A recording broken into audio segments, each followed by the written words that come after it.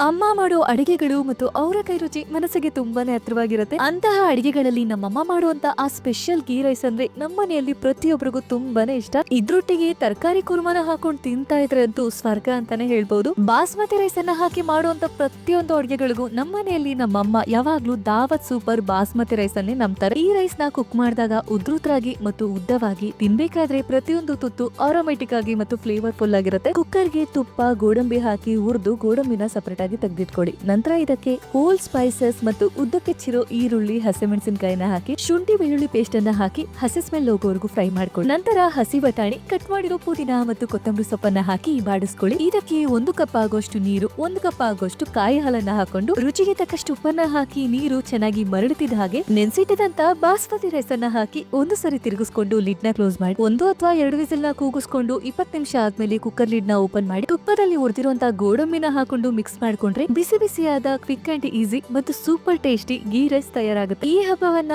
ನಿಮ್ಮ ಕುಟುಂಬದವರ ಜೊತೆ ಸಂತೋಷವಾಗಿ ದಾವತ್ ಸೂಪರ್ ಬಾಸ್ಮತಿ ರೈಸ್ ನೊಟ್ಟಿಗೆ ಆಚರಿಸ್ಕೊಳ್ಳಿ. ಯಾಕಂದ್ರೆ ಒಳ್ಳೆ ರುಚಿ ಅಂದ್ರೆ ಅದು ದಾವತ್ ಮಾತ್ರ.